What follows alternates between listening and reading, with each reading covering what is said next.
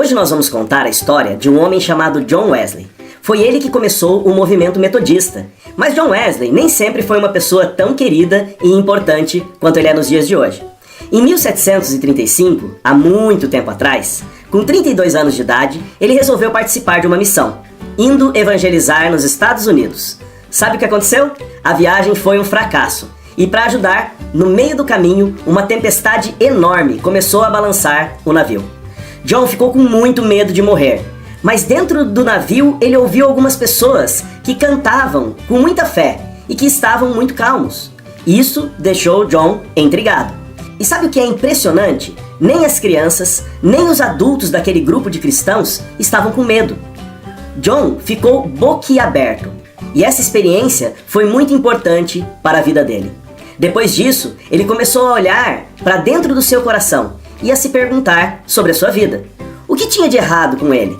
Ele tinha sido criado em uma família cristã muito legal. O pai dele, o Sr. Samuel, era pastor. A sua mãe, a Dona Susana, sempre ensinava sobre Jesus para ele. A Dona Susana era tão exigente que ensinou John a ler em 3 línguas a Bíblia: grego, hebraico e latim. E fora isso, na casa dele, todo mundo tinha que decorar muitos versículos sobre Jesus. E tinha mais. John sabia exatamente o que era um milagre. Quando ele tinha 6 anos de idade, ele ficou preso em um incêndio. Já pensou que coisa terrível? A casa onde ele morava foi completamente destruída pelo fogo. E para piorar as coisas, ele estava no 2º andar da casa e não tinha como sair de lá. Mas o milagre aconteceu. 2 homens mandados por Deus subiram um nas costas do outro e corajosamente alcançaram John em sua janela. A mãe de John entendeu que isso era um sinal de Deus. Um sinal que seu filho era uma pessoa especial e que Deus tinha um plano para ele. Como ele era um menino estudioso, ele foi estudar na faculdade de Oxford.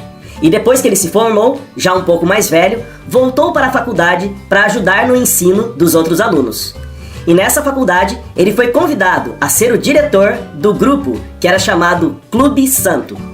Esse grupo era chamado assim porque era formado por cristãos dedicados a Deus. Pessoas que prometeram estudar a Bíblia, orar e viver uma vida correta.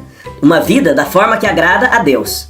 Eles participavam sempre da Santa Ceia, visitavam as pessoas que estavam presas e por fazerem tudo certinho, eles foram apelidados de metodistas. E sabe onde eles eram metódicos? Eles jejuavam, oravam, liam a Bíblia e ajudavam as pessoas. Mas eles não faziam isso de vez em quando. Eles faziam isto sempre. E por isso, o apelido que eles tinham de metodistas.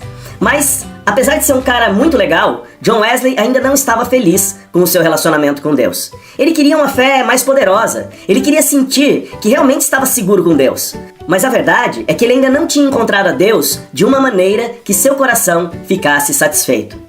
Mas, no dia 24 de maio de 1738, aconteceu uma coisa muito diferente.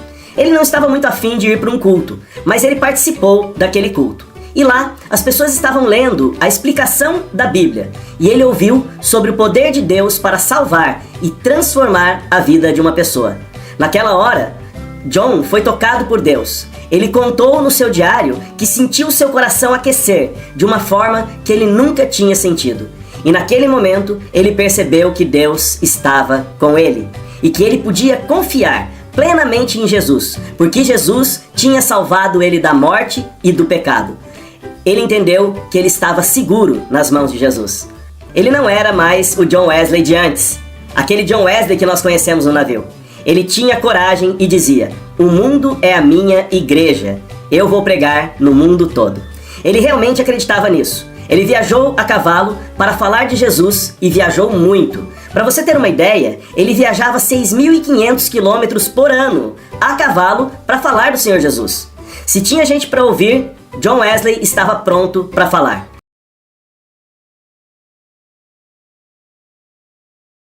Dizem que ele pregou 40.000 sermões durante toda a sua vida e que morreu bem velhinho, com 87 anos de idade.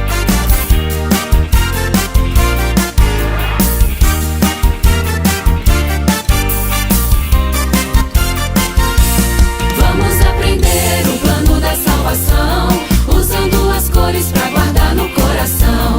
Vamos aprender o plano da salvação, usando as cores para guardar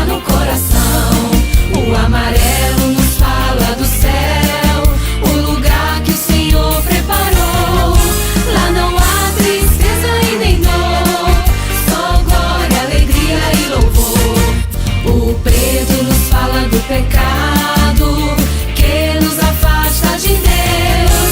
É tudo que eu faço, penso e falo que desagrada ao Papai do céu. O vermelho é o sangue de Jesus, vertido por mim numa cruz, para os meus pecados perdoar. Morreu naquela cruz para me salvar. O branco mostra o meu coração, limpinho, mais alvo que a neve. Depois de receber Jesus, saí das trevas para a verdadeira luz.